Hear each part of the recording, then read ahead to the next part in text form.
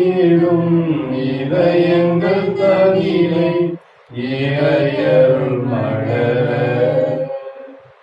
வனங்கள் பூக்கள் சிந்த வசந்தம் வாழ்வில் கொண்ட வாழும் இறை துள்ளமே இதயங்கள் தேடும் இதயங்கள் தனிலே இறையருள் மலர வனங்கள் பூக்கள் சிந்த வசந்தம் வாழ்வில் கொண்ட வாழும் இறை குலமே. தந்தை மகன் தூயாவின் பெயராலே நம் ஆண்டவராகிய இயேசு கிறிஸ்துவின் அருளும் கடவுளின் அன்பும் தூயாவின் தோழமையும் உங்கள் அனைவரோடும் இருப்பதாக.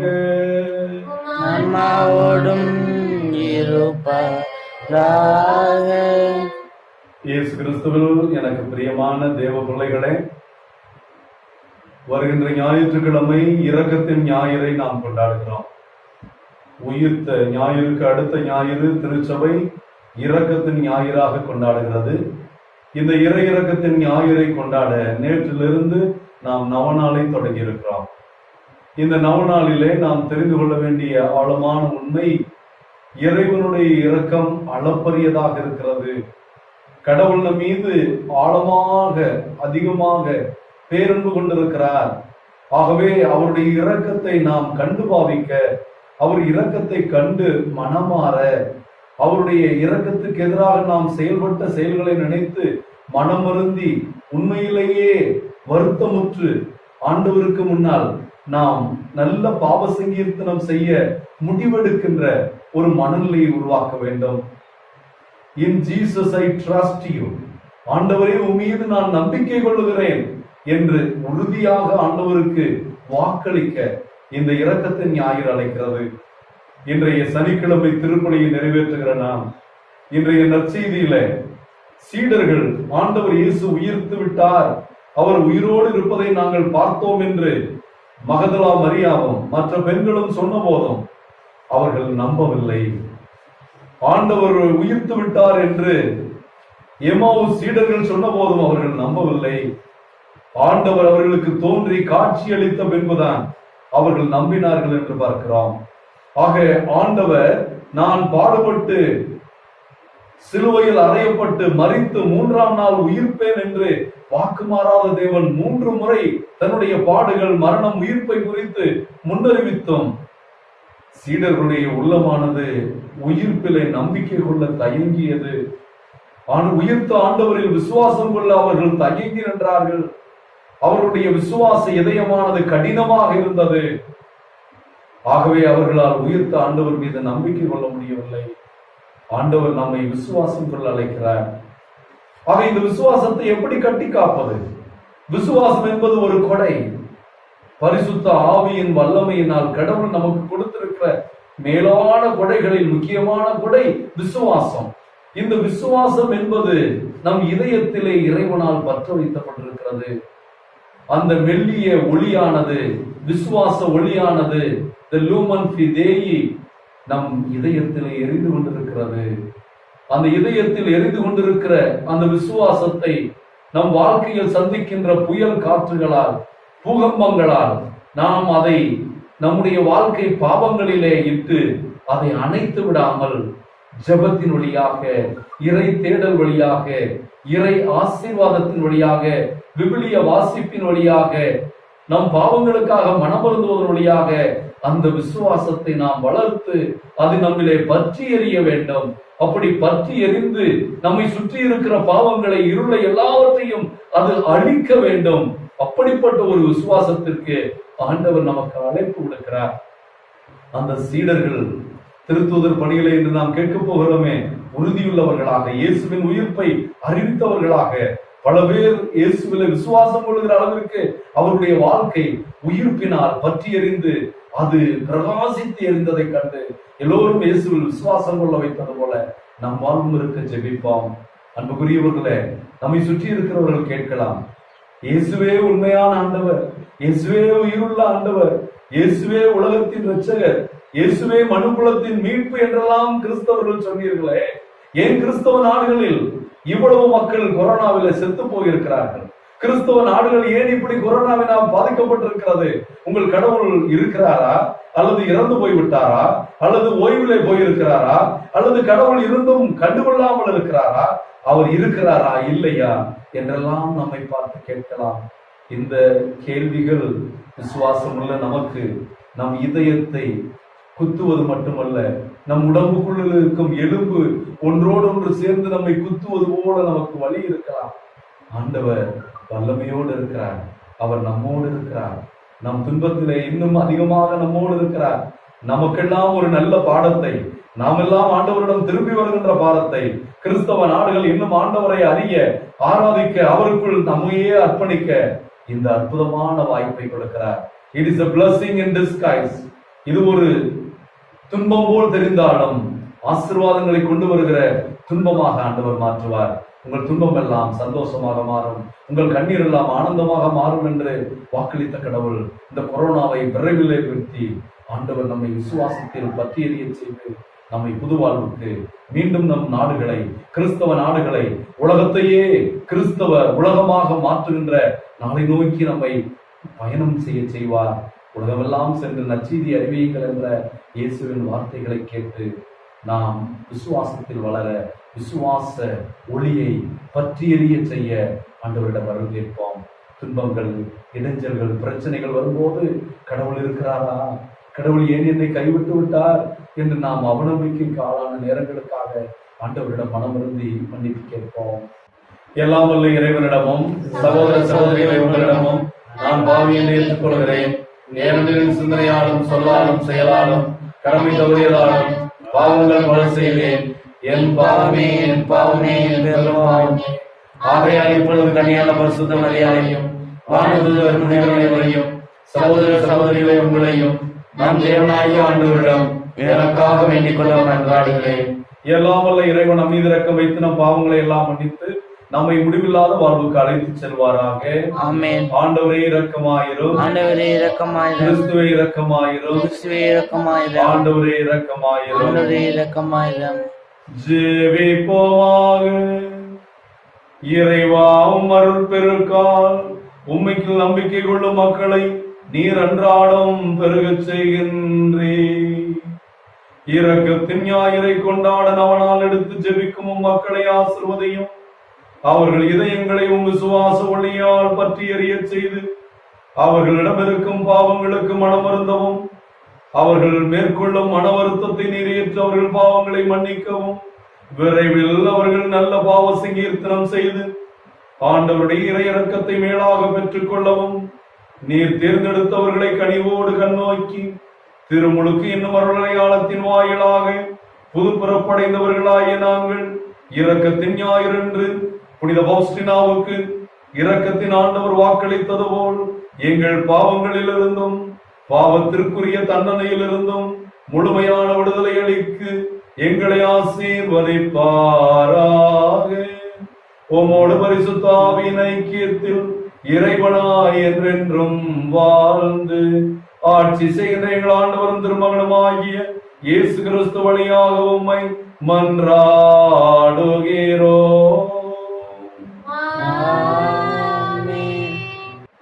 முதல் வாசகம்.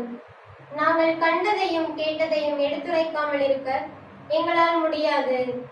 திருத்தூதர் பணிகள் நூலிலிருந்து வாசகம். அதிகாரம் 4. இறைவனின் உயிருள்ள வார்த்தைகள் 13 முதல் 21 இறுதியாக. அந்நாட்களில் பேதுருவும் யோவானும் கல்வியறிவு அற்றவர்கள் என்பதை தலைமைச் சங்கத்தார் அறிந்திருந்ததால் அவர்களது துணிவை கண்டு வியப்படைந்தனர். அவர்கள் இயேசுவோடு இருந்தவர்கள் என்பதையும் உணர்ந்து கொண்டனர். நலம் பெற்ற மனிதர் அவர்களோடு நிற்பதை கண்டதால் அவர்களால் ஒன்றும் மறுத்து பேச முடியவில்லை.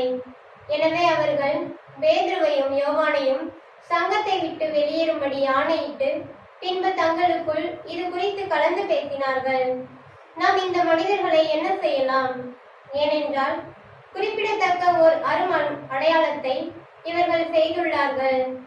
இது எருசலேமில் வாழும் அனைவருக்கும் தெரியும். இதை நாம் மறுக்க முடியாது.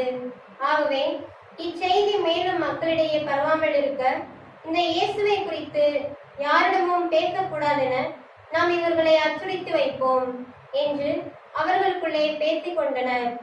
அதன் பின்பு தலைமை சங்கத்தார் அவர்களை அழைத்து இயேசுவை பற்றி எதுவும் பேசவோ கற்பிக்கவோ கூடாது என்று கண்டிப்பாக கட்டளையிட்டனர். அதற்கு பேதுருவும் யோவானும் மறுமொழியாக, உங்களுக்கு செவி சாய்ப்பதா கடவுளுக்கு செவி சாய்ப்பதா?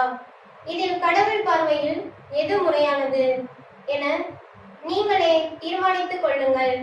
என்ன ஆனாலும் நாங்கள் கண்டதையும் கேட்டதையும் எடுத்துரைக்காமல் இருக்க எங்களால் இயலாது என்று அவர்கள் மிக உறுதியாக கூறினார்கள். அவர்களை தண்டிப்பதற்கு வேறு வழி கண்டுபிடிக்க முடியாததாலும் மக்களுக்கு அஞ்சியதாலும் தலைமை சங்கத்தார் அவர்களை மீண்டும் அச்சுறுத்தி அவர்களை விடுதலை செய்தனர். இது ஆண்டவர் வழங்கும் அருள்வாக்கு. இறைவா உமக்கு நன்றி. பதிலுரை பாடல். பல்லவி. ஆண்டவரே, என் மன்றாட்டை நீர் கேட்டதால் நான் நன்றி செலுத்துகின்றேன். ஆண்டவரே, என் மன்றாட்டை கேட்டதால் நான் நன்றி செலுத்துகின்றேன். ஆண்டவருக்கு நன்றி செலுத்துங்கள், ஏனெனில் அவர் நல்லவர், என்றென்றும் உள்ளது அவரது பேரன்பு. ஆண்டவரே, நீரே எம் ஆற்றல், நீரே எம் பாடல், எம் மீட்பும் நீரே. நீதிமான்களின் கூடாரங்களில் வெற்றியின் மகிழ்ச்சி குரல் ஒலிக்கின்றது. ஆண்டவரது வழக்கை வலிமையாய் செயலாற்றி உள்ளது. பல்லவி. ஆண்டவரே, என் மன்றாட்டை நீர் கேட்டதால் நான் நன்றி செலுத்துகிறேன். ஆண்டவரது வழக்கை உயர் நோக்கி உள்ளது. ஆண்டவரது வழக்கை வலிமையாய் செயலாற்றி உள்ளது. கண்டித்தார், ஆண்டவரை என்னை கண்டித்தார், ஆனால் சாவுக்கு என்னை அவர் கையளிக்கவில்லை. பல்லவி. ஆண்டவரே, நீர் என் மன்றாட்டை கேட்டதால் நான் நன்றி செலுத்துகிறேன். நீதிமான்கள் செல்லும் வாயில்களை எனக்கு திறந்து விடுங்கள். அவற்றினுள் நுழைந்து நான் ஆண்டவருக்கு நன்றி செலுத்துவேன். ஆண்டவரது வாயில் இதுவே. இது வழியாய் நீதிமான்கள் நுழைவர். என் மன்றாட்டை நீர் கேட்டதால் எனக்கு நீர் வெற்றி அளித்ததால் உமக்கு நான் நன்றி செலுத்துகிறேன். பல்லவி. ஆண்டவரே, என் மன்றாட்டை கேட்டதால் நான் உமக்கு நன்றி செலுத்துகிறேன். அல்லேலூயா, அல்லேலூயா, அல்லேலூயா, அல்லேலூயா, அல்லேலூயா, அல்லேலூயா, அல்லேலூயா, அல்லேலூயா. ஆண்டவர் தோற்றுவித்த வெற்றியின் நாள் இதுவே. இன்று அக்களிப்போம், அகமகிழ்வோம். அல்லேலூயா, அல்லேலூயா, அல்லேலூயா, அல்லேலூயா, அல்லேலூயா.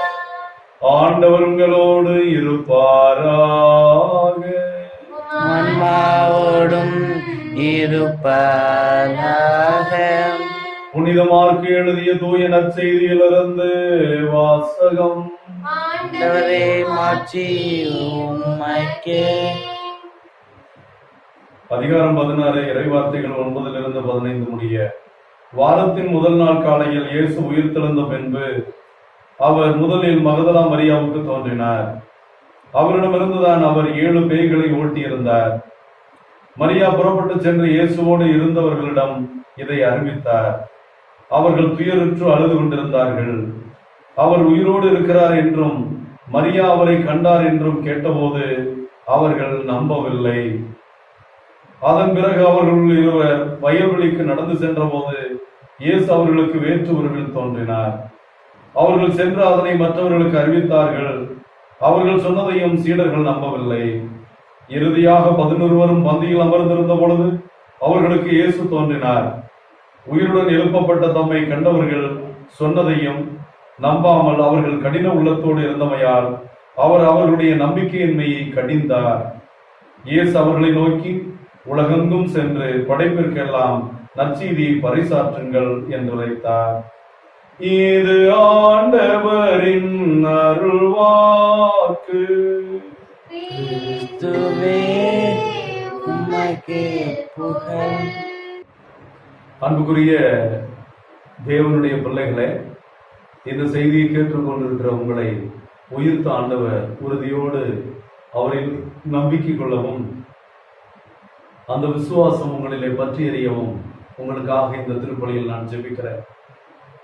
அன்புக்குரியவர்களே, நான் ஒவ்வொரு நாளும் அரிமளம் கடவுள் புனித சூசையப்பர் திருத்தலத்திலிருந்து திருப்பலியை, மற்ற தெய்வீக செய்திகளை, இந்த கொரோனா சூழ்நிலையிலே நாம் எப்படி கடவுளை எதிர்கொள்வது என்ற பல்வேறு விதமான காணொளி காட்சிகளை நான் பவர் ஆஃப் காட் என்ற யூடியூப் சேனலில் வெளியிட்டுக் கொண்டிருக்கிறேன். அதுல அண்மையில ஒரு இந்து சகோதரரோ அல்லது இஸ்லாமிய சகோதரரோ அல்லது கிறிஸ்தவ சகோதரரோ அல்லது கடவுளை நம்பாதவரோ தெரியவில்லை, அவர் ஒரு கேள்வி கேட்டிருந்தார். இயேசு ஆண்டவரை பற்றி வாய்கிழிய பேசுகிறீர்கள், இயேசு ஆண்டவரே உயிருள்ள தேவன் என்கிறீர்கள், இயேசு ஆண்டவர் புதுமை செய்கிறார், அவர் உயிர்த்து விட்டார், அவர் நம்மோடு இருக்கிறார், நம் மத்தியில் வாழ்கிறார், நம்மை கைவிடவே மாட்டார், நம்மை அவர் திக்கற்றவர்களாய் விடமாட்டார், இப்படியெல்லாம் நீங்கள் சொல்லுவதை நான் பார்த்து கொண்டுதான் இருக்கிறேன்.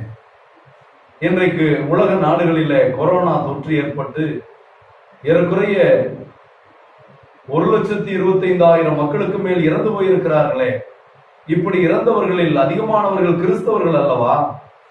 பாதிக்கப்பட்ட நாடுகளில் பெரும்பான்மையான நாடுகள் கிறிஸ்தவ நாடுகள் தானே. தங்களை நம்பிய மக்களையே இயேசு கைவிட்டு விட்டாரா? கிறிஸ்தவர்களையே அவர்கள் கைவிட்டு விட்டார் என்றால் மற்றவர்களை எப்படி காப்பாற்ற போகிறார்? கிறிஸ்து இருக்கிறாரா? அவர் கடவுளா? கடவுள் இருக்கிறார் என்றால் என்ன செய்து கொண்டிருக்கிறார்? உங்கள் இயேசு விடுமுறையில் போய்விட்டாரா அல்லது ஓய்வெடுத்துக் கொண்டிருக்கிறாரா என்று அவர் கேட்டிருந்த கேள்விகள் என் மனதை அதிகமாக விசுவாச ரீதியில பாதித்தது. கடவுள் துன்பங்கள் வரும்போது மனிதன் எப்படி கடவுளுடைய இருப்பை, கடவுள் உடனிருப்பதை உணர முடியாமல் சாத்தானோடு இணைந்து கொண்டு இருக்கிறவரையே எதிர்க்கிற மனநிலைக்கு வருகிறான். நம் வாழ்க்கையில் துன்பம் வரும்போதுதான் கடவுள் கைவிட்டு விட்டார், கடவுள் எங்களை முற்றிலுமாக கைவிட்டு விட்டார், கடவுள் இருக்கிறாரா, கடவுள் இருப்பதை நம்ப முடியவில்லையே, கடவுள் இருக்கிறார் என்றால் தொடர்ந்து எங்களுக்கு ஏன் துன்பம் வருகிறது என்றெல்லாம் நாம் கேட்கிறோம். எனக்கு பிரியமான சகோதர சகோதரிகளே, இப்படிப்பட்ட ஒரு துன்பமான சூழலை நாம் விவிலியத்திலே பல இடங்களில் பார்க்கிறோம். எசையா இறைவாக்கினுடைய புத்தகத்திலும் எலியாவின் புத்தகத்திலும் அவர்கள் எல்லாம் சோதனைக்கு உட்பட்ட போது பிற மதங்களைச் சேர்ந்த இறைவாக்கினர்கள், பொய் தேவதைகளை வணங்கிய இறைவாக்கினர்கள், யாவையை நம்பிய இறைவாக்கினர்களை கொண்டு உங்கள் கடவுள் எங்கே, நீ நம்பிக்கொண்டிருந்த கடவுள் எங்கே, ஏன் உயிருக்கு பயந்து ஓடுகிறாய் என்றெல்லாம் கேட்டார்கள். தாவீது அரசரையும் அப்படி கேட்டார்கள். அப்படி கேட்டபோது அவர் தாவீது அரசர் சங்கீதம் 42 10வது வசனத்திலே சொல்லுகிறார், கடவுள் எங்கே, உன் கடவுள் எங்கே, அவர் என்ன செய்து கொண்டிருக்கிறார் என்றெல்லாம் கேட்டு புறவினத்தார். கடவுளை நம்பாதவர்கள் கேட்கிற போது இந்த கேள்விகள் எலும்பு என் சதையை குத்துவது போல எனக்கு இருக்கிறது என்று சொல்கிறார். ஆனால் பிரியமான சகோதர சகோதரிகளே, நாம் பொதுவாக எந்த ஒரு துன்பத்தையும் எதிர்பார்த்திருந்தால், நாளை இந்த துன்பம் வரும் என்று நாம் காத்திருந்தால் அதை குறித்து நாம் கவலைப்பட மாட்டோம். எடுத்துக்காட்டாக, நாளை மின்சாரம் தடை செய்யப்படும், நாளை காலை 9 மணியிலிருந்து 6 மணி வரை கரண்ட் இருக்காது என்று சொல்லிவிட்டால் நாம் என்ன செய்கிறோம்? நாளைக்கு தேவையான மாவை அரைத்து வைத்து விடுகிறோம், தண்ணீரை ஏற்றிக் கொள்கிறோம், நாம் தயாரிப்போடு இருக்கிறோம். 9 மணிக்கு கரண்ட் போகிற போது கடவுள் இருக்கிறாரா என்று கேட்பதில்லை. நமக்கு தான் அது தெரியுமே, ஏற்கனவே சொல்லப்பட்டது என்று அந்த துன்பத்தையும் கஷ்டத்தையும் நாம் ஏற்றுக்கொள்கிற மனநிலைக்கு வருகிறோம். ஆனால் இந்த துன்பம் எதிர்பார்க்காமல் திடீரென்று மனித குலத்தின் மீது வந்திருக்கிறது. கொரோனா எப்பொழுதுமே இந்த தொற்றானது மனிதர்களோடு இருப்பதுதான். ஆனால் மனிதர்களுடைய மடமை, ஞானம் என்று கருதி அவர்கள் விஞ்ஞானத்துல செய்த பெரும் தவறு என்று அது மனிதர்களை பீடித்திருக்கிறது. மனிதனுடைய மமதையை, மனிதனுடைய அகங்காரத்தை, உங்கள் கடவுள் எங்கே, கடவுள் எங்கே இருக்கிறார், கடவுள் செத்து போய்விட்டார், கடவுள் இருக்கிறாரா என்று கேட்கின்ற அவிவிசுவாசத்திற்கு கடவுள் கொடுத்த மாபெரும் தண்டனை தான். விசுவாசிகளாகிய நாம் எப்படி நம்புவது? அன்புக்குரியவர்களே, நாம் பார்க்கிறோம், இஸ்ராயல் மக்கள் கடவுளை மறந்த போது அவர்களுக்கு அழிவு அறிக்கை வைக்கப்பட்டது. ஆமோஸ் இறைவாக்கினுடைய புத்தகம் 6வது அதிகாரத்திலே நாம் பார்க்கிறோம். சீயோன் குன்றின் மீது இன்பத்தின் தலைத்திருப்போரே, சமாரியா மலை மீது கவலையற்றிருப்போரே, மக்களினங்களுக்குள் சிறந்த இனத்தின் உயர்குடி மக்களே, இஸ்ராயலின் மக்கள் தேடி வரும் அளவுக்கு பெருமை வாய்ந்தவர்களே, உங்களுக்கு ஐயோ கேடு. கல்லோன் போய் பாருங்கள், அங்கிருந்து சிறந்த நகரமாகிய ஆமாத்துக்கு போய் பாருங்கள். பிறகு பெலிஸ்தியரின் நகரமான காத்துக்கு செல்லுங்கள். அந்த அரசுகள் உங்கள் அரசுகளை விட சிறந்தவையோ? உங்கள் நாடுகள் அவர்களுடைய நாடுகளை விட பரப்பளவில் பெரியவையோ இல்லை. தீய நாளை இன்னும் தள்ளி போவதாக நீங்கள் நினைக்கிறீர்கள், ஆனால் வன்முறையின் ஆட்சியை அருகில் கொண்டு வருகிறீர்கள். தந்தத்தாலான கட்டிலில் பஞ்சனை மீது சாய்ந்து கிடப்போருக்கும், கிடையிலிருந்து வரும் ஆட்டுக்குட்டிகளையும் மந்தையிலிருந்து வரும் கொழுத்த கன்றுகளையும் முன்போருக்கும் ஐயோ கேடு. உங்கள் வீணையொலி எழுப்பி அலறி தீர்க்கிறீர்கள். தாவீதை போல புதிய இசைக்கருவிகளை கண்டுபிடிக்கிறீர்கள். கோப்பைகளில் திராட்சை ரசம் குடிக்கிறீர்கள். உயர்ந்த நறுமண எண்ணெயை தடவிக் கொள்கிறீர்கள். ஆகையால் அவர்கள்தான் முதலில் நாடு கடத்தப்படுவார்கள். அவர்கள் இன்பத் களிப்பு இல்லாதொழியும். தலைவராகிய ஆண்டவர் தம் மீது ஆணையிட்டு கூறுகிறார். படைகளின் கடவுளாகிய ஆண்டவர் இவ்வாறு சொல்லுகிறார்: யாக்கோப்பின் செருக்கே நான் வெறுக்கிறேன், அவருடைய கோட்டைகளை அருவருக்கிறேன், நகரையும் அதிலுள்ள யாவற்றையும் நான் கைவிட்டு விடுவேன். ஒரு வீட்டில் 10 பேரே இருந்தாலும் அவர்களும் மாண்டு போவார்கள். வீட்டிலிருந்து எலும்புகளை எடுத்துச் செல்ல மிகச் சிலரை தப்பி பிழைப்பார்கள். ஒருவன் வீட்டின் மூலையில் இருந்தும் இன்னொருவனிடம் உன்னுடன் வேறு யாரேனும் உள்ளனரா என்று கேட்க அவன் இல்லை என்று பதில் சொல்லி ஆண்டவரின் பெயரை சொல்லக்கூடாது என்பான். ஆண்டவர் தாமே ஆணையிடுகிறார். பெரிய மாளிகைகளை தரைமட்டமாக்குவார், சிறிய வீடுகளை தவிடுபடியாக்குவார். பாறை மேல் குதிரையை ஓடுமோ? எருதுகளை கட்டி கடலை உழுவதுண்டோ? நீங்கள் நீதியை நஞ்சாக மாற்றினீர்கள், நேர்மையின் கனியை எட்டிக்காயாக ஆக்கினீர்கள். லோபாதார் ஊரை பிடித்து குறித்து பூரிப்படைந்தீர்கள். நாம் சொந்த வலிமையால் கர்நாயிமை பிடித்தோம், எதிரிகளை வீழ்த்தினோம் என்று சொல்லுகிறீர்கள். இஸ்ராயல் வீட்டாரே, உங்களுக்கு எதிராக வேற்றினம் ஒன்றை தூண்டி விடுவேன். அவர்கள் ஆமாத்து வாயிலிருந்து அரபா நீரோடை வரையிலும் உங்களை முடுக்கி துன்புறுத்துவார்கள் என்கிறார் படைகளின் ஆண்டவர். இது போன்று விவிலியத்திலே பல இடங்களில் ஆண்டவர் செருக்குற்றவர்களை, பாவிகளை, தன்னை மறந்தவர்களை, அவர்களுக்கு என்ன தண்டனை வரும் என்றெல்லாம் சொன்னார். அது போன்ற ஒரு தண்டனையாகவே நான் இந்த கொரோனாவை பார்க்கிறேன். ஆனால் இந்த கொரோனா தண்டனையிலும் கடவுள் இருக்கிறாரா? இயேசு இருக்கிறாரா? இருந்தால் என்ன செய்து கொண்டிருக்கிறார்? இயேசு ஓய்வில் போய்விட்டாரா என்று கேட்கிற கேள்விகள் நம்மை கலக்கமுற செய்கிறது, விசுவாசத்தில் தளர்வடைய செய்கிறது. ஆகவே தாவீதை போல நாம் உணர்கிறோமா என்று பார்ப்போம். என் கற்பாறையாகிய இறைவனிடம் ஏன் என்னை மறந்தீர்? எதிரியால் ஒடுக்கப்பட்டு நான் ஏன் துயருற்று நடமாட வேண்டும் என்கிறோம். அவர்கள் சொல்லுகிறார்கள், உன் கடவுள் எங்கே என்று என் பகைவர் நாள்தோறும் என்னை கேட்பது என் எலும்புகளை ஊடுருவும் வாழ்வோல் என்னை தாக்குகிறது. என் நெஞ்சே, நீ நம்பிக்கை இழப்பது ஏன்? நீ கலக்கம் வருவது ஏன்? கடவுளை நம்பியிரு, என் மீட்பராம் கடவுளை நம்பியிரு, இன்னும் நான் போற்றுவேன்.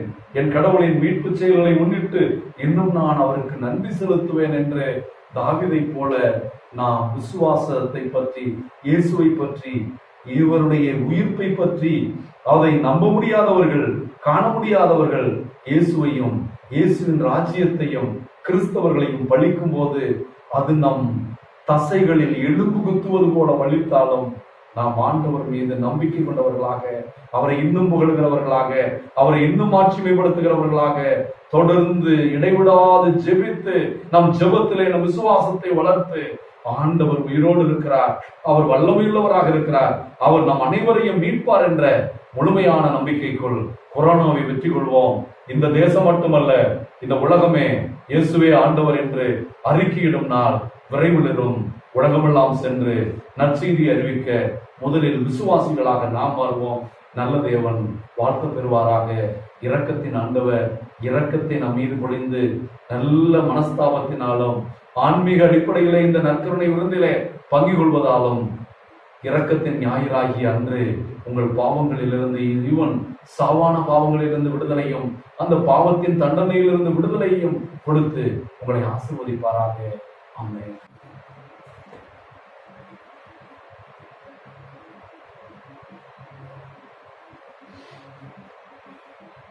ஆண்டவரை அனைத்து நிறைவாமை போற்றுகிறோம். அதற்கிருக்கிறது நாங்கள் அந்த அப்பத்தை பெற்றுக் கொண்ட நிலத்தின் உழைப்பும் திராட்சைகளின் நிலத்தின் உழைப்பும் மனித உழைப்பின் பயனுமான இந்த அப்பம் எங்களுக்கு வாழ்வளிக்கும் அப்பமாக மாறும். இறைவன் வாழ்த்து பெறுவாராக.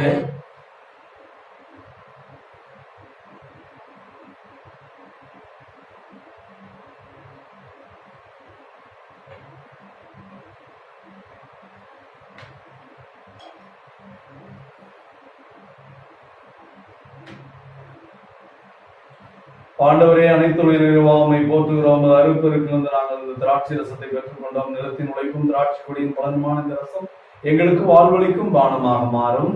இறைவன் வாழ்த்து பெறுவாராக. ஆண்டவரே குற்றம் நீங்கி என்னை கழுவியர்களும் பாவத்திலிருந்து முற்றிலும் கழுவி போய்க்கிறோம்.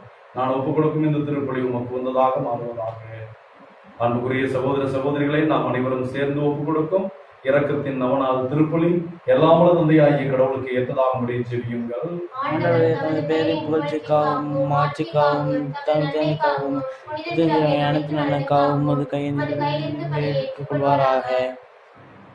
ஆண்டவரே பாஸ்கா மறை நிகழ்வழியாக எங்களை என்றும் மக்களித்து செயல்பட ஆசிக்கின்றி, அதனால் நாங்கள் தொடர்ந்து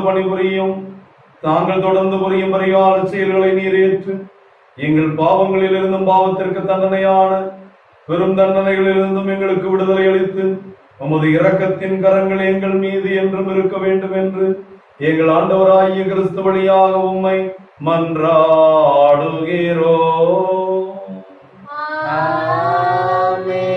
ஆண்டவர் உங்களோடு இருப்பாராக.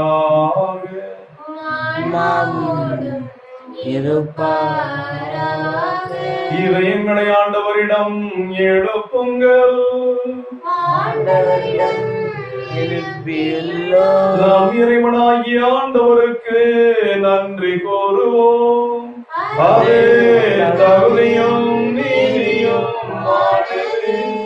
ஆண்டவரே, காலத்திலும் இப்பொழுதுரைப்பதும் எல்லாவற்றுக்கும் மேலாக நாங்கள் பாஸ்காவாகிய கிறிஸ்து பலியான ஆண்டவர் உயிர்த்த இந்த வாரத்துல இரக்கத்தின் நவநாளை கொண்டாடுகிற போது இன்னும் மிகுதியாக நம்மை வாழ்த்தி போற்றுவதும் மெய்யாகவே தகுதியும் நீதியுமாகும், எங்கள் கடமையும் மீட்புக்குரிய செயலுமாகும்.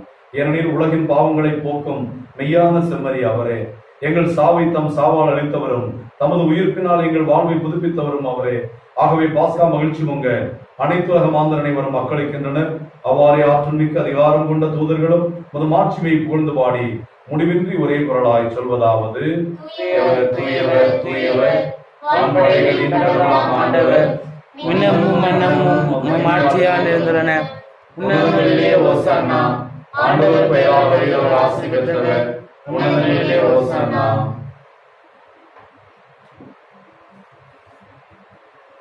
வானக தந்தையே, நீர் மெய்யாகவே தூயவர், பரிசுத்தர், புனிதத்திற்கெல்லாம் போற்று. ஆகவே உம்முடைய பரிசுத்த ஆவியை பொழிந்து இக்காணிக்கைகளை தூய்மைப்படுத்த உம்மை வேண்டுகிறோம். இவ்வாறு எங்கள் ஆண்டவர் இயேசு கிறிஸ்துவின் திருவுடலும் திரு ரத்தமுமாக இவை எங்களுக்கு மாறுவதாக. அவர் பாடுபட மனமும் தம்மை கையளித்த போது அப்பத்தை எடுத்து தந்தையாகிய கடவுளுக்கு நன்றி செலுத்தி தம் சீடர்களுக்கெல்லாம் அளித்து அவர் கூறியதாவது: அனைவரும் இதிலிருந்து பெற்று உண்ணுங்கள், ஏனெனில் இது உங்களுக்காக கையளிக்கப்படும் என் உடல்.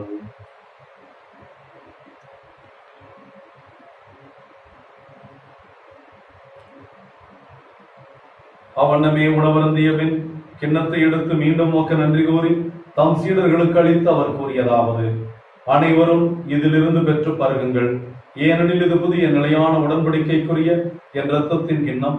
இது பாவ மன்னிப்புக்கென்று உங்களுக்காகவும் பலருக்காகவும் சிந்தப்படும். இதை என் நினைவாக செய்யுங்கள்.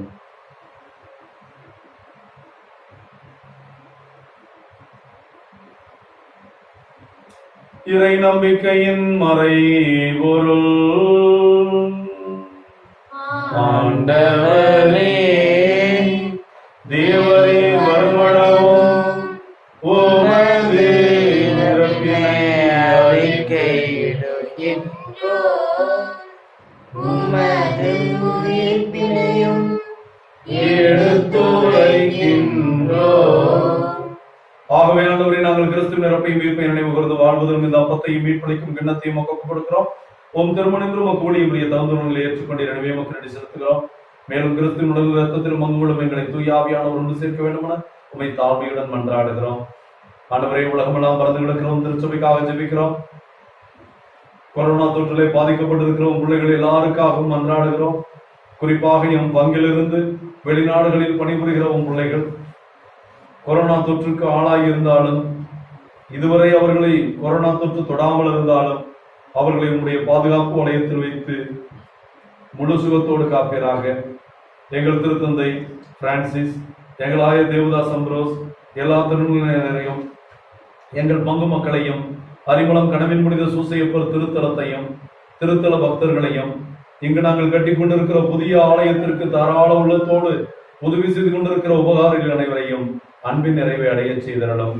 உயிர் திருவோம் என்ற எதிர்நோக்கோடு வாழ்ந்து இறந்து போன எல்லா சகோதர சகோதரிகளையும், இந்த கொரோனா தொற்றுக்கு ஆளாகி இறந்து போன லட்சக்கணக்கான ஆன்மாக்களையும் உமது ஒளிமிக்க திருமணம் ஏற்றுக்கொள்ளும். எங்கள் அனைவர் மீதும் இரக்கமாயிரும்.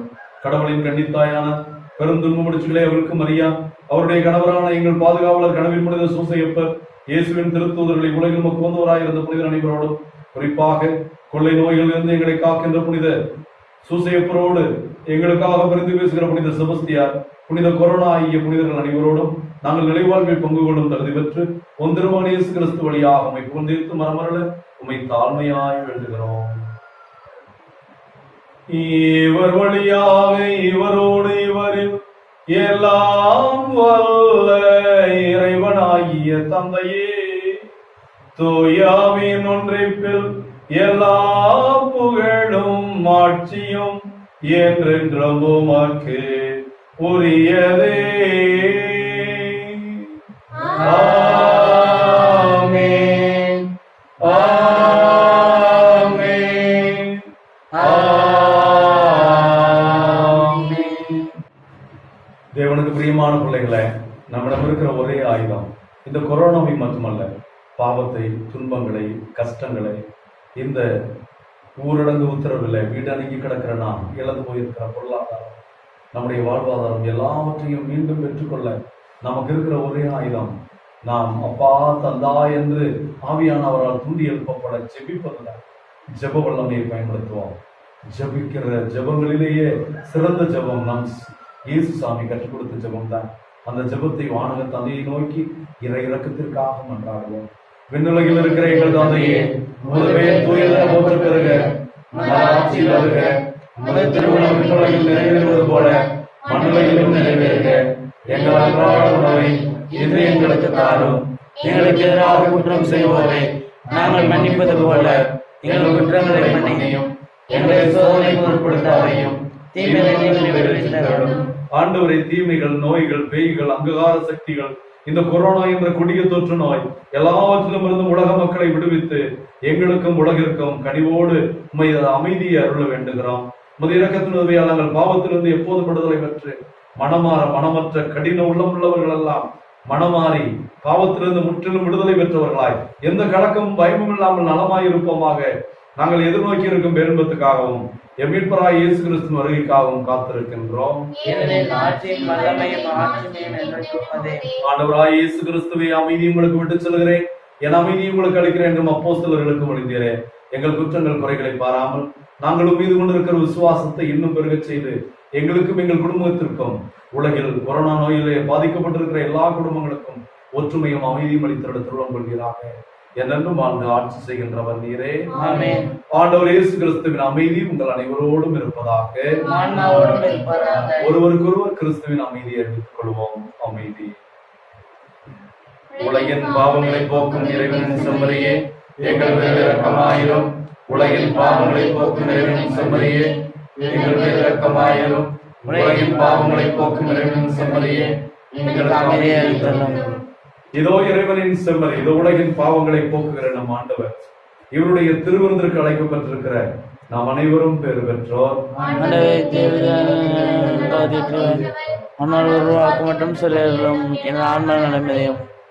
தேவனுக்கு பிரியமான பிள்ளைகளை, இந்த தெய்வீகமான நற்கருணை விருந்தில நீங்கள் நேரடியாக பங்கு பெற முடியவில்லை என்றாலும் ஆன்மீக ரீதியில ஆண்டவரே, என் உள்ளத்திற்குள் வாரும், என் இல்லத்துக்குள் வாரும், இந்த தேசத்திற்குள் வாரும் என்று நீங்கள் உருக்கமாக ஜெபிக்கும் போது இயேசுவோடு ஐக்கியமாகின்ற இந்த நற்கருணை விருந்திலே உங்களால் ஆன்மீக ரீதியில் பங்கெடுக்க முடியும் என்ற விசுவாசத்தோடு நாம் பங்கெடுப்போம்.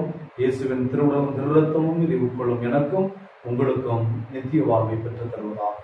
ஆமென்.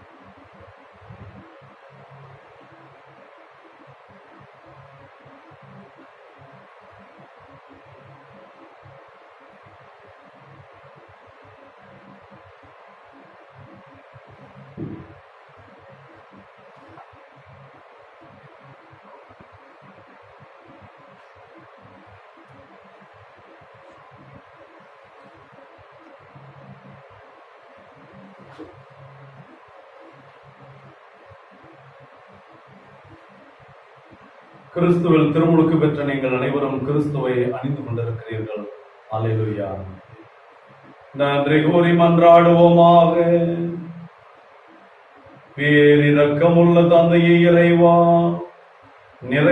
நிலையான மறை நிகழ்வுகளால் நீர் புதுப்பிக்க திருவுளமானவும் மக்களை கனிவுடன் கண்ணோக்கி அருள வேண்டுகின்றோம்.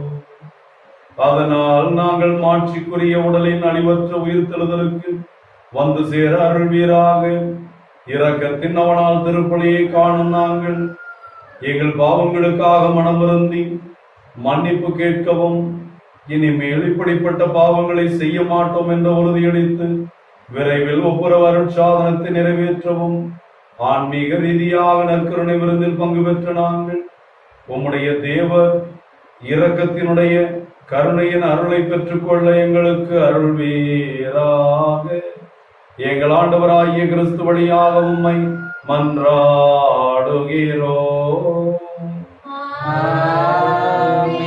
ஆண்டவர் உங்களோடு இருப்பாராக.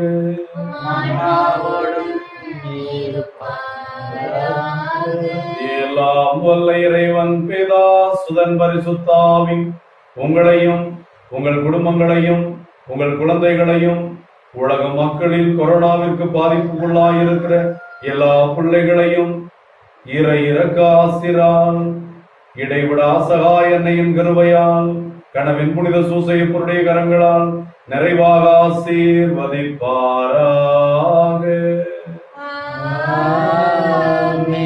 கொரோனா அல்ல, என் துன்பம் வந்தாலும் எங்கும் எப்பொழுதும் இருக்கும் என் தேவன் என்னோடு இருக்கிறார் என்ற உறுதியான விசுவாசத்தில் நிலைத்திருந்து வாழ சென்று வாழுங்கள். திருப்பலி நிறைவேறிற்று. இறைவனுக்கு நன்றி.